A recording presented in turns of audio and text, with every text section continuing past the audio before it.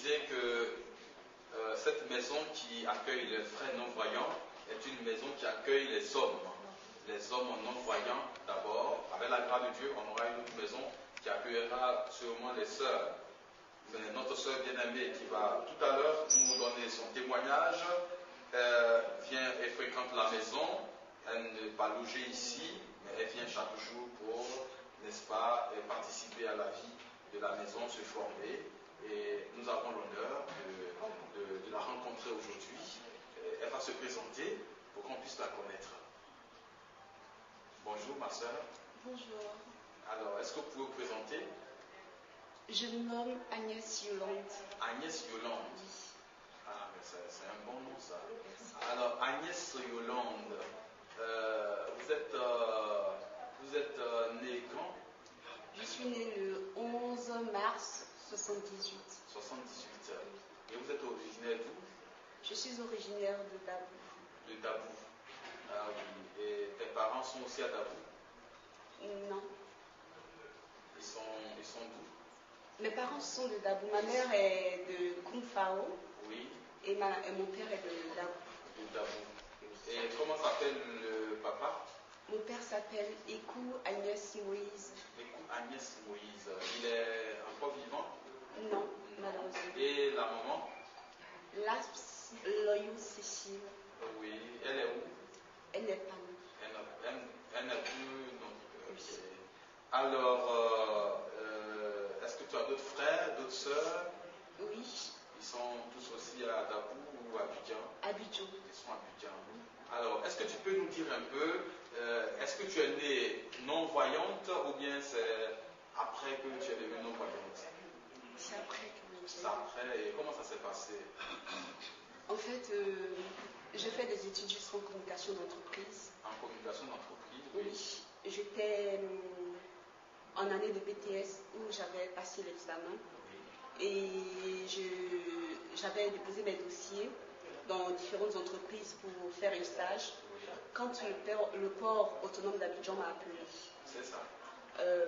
Ils m'ont appelé pour faire un stage là-bas. Oui. Et ce n'était pas dans la filière dans laquelle j'avais fait ma formation. C'est ça. Mais pour être standardiste. C'est-à-dire remplacer une dame qui est en congé de maternité. Et cette dame-là, elle a été promue en tant que secrétaire. Et je suis restée là-bas pendant 6 mois. Quand les résultats sont sortis, et il s'est avéré que mon examen n'avait pas marché. Donc j'avais décidé dans ce cas-là de reprendre les cours. Quand les gens m'ont approché pour me dire que si je sortais de l'entreprise, c'était pas facile que je rentre et qu'il fallait que je persévère pour rester dans l'entreprise. Donc faire tout pour qu'on me garde comme une contractuelle. Bon, je faisais des démarches. En même temps, je me suis inscrite en cours d'histoire au CDCG de Crècheville, puisque c'était pas loin. Comme ça, j'aurais accès facilement à un véhicule de rendre. En ce moment, j'habitais à Yopougon avec ma soeur. C'est ainsi que j'étais à 2 pas d'être embauchée. Et dans le même temps, j'entreprenais des démarches au CDCG, la directrice qui ne voulait plus qu'on fasse les cours parce qu'on n'était pas nombreux. Car la plupart des étudiants qui étaient dans ma classe, on était 18 et on venait de différentes filières. On était 2 qui venaient fraîchement de la communication d'entreprise. C'était un peu difficile de faire tous de la même filière. Donc j'ai essayé de convaincre un peu les étudiants pour qu'ils fassent la communication d'entreprise. Puisque beaucoup, ça faisait 3 à 4 ans qu'ils n'avaient pas fait l'entreprise, en fait, ils n'avaient pas fait les cours, donc je disais, s'ils devaient reprendre les cours, ça devait être repris à 0, comme s'ils partaient en première année. Donc si on faisait la communication d'entreprise ensemble, on pouvait s'entraider. Et comme ça, la directrice nous a refusé, et on allait voir la directrice de l'autoroute qui nous a accepté.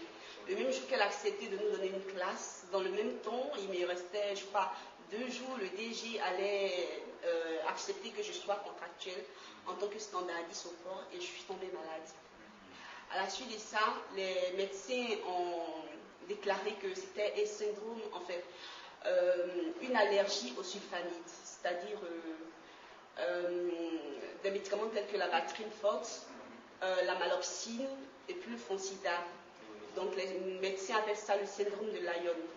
J'ai fait une forte allergie au syndrome de Lyme où j'avais les boutons un peu partout. J'étais comme quelqu'un qui était trempé dans de l'eau chaude et qu'on a enlevé. Je n'avais plus de cheveux, plus de sourcils, plus de cils, plus d'ongles.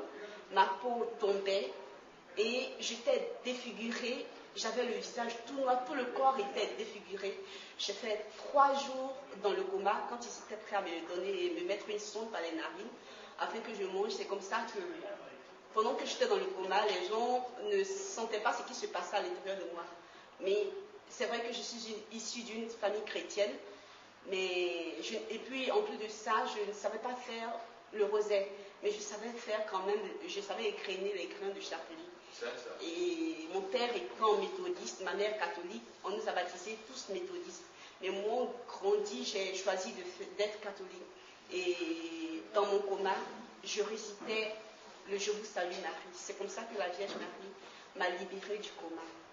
Et j'ai repris vie. Donc, voilà que je n'avais plus rien, plus de cheveux, tout le corps qui était défiguré, la peau qui collait au drap du lit. Ma mère mettait un pagne, mais malgré tout cela, tout tombait là-dessus. Et le Seigneur, franchement, m'a restaurée. Aujourd'hui, on ne dirait pas.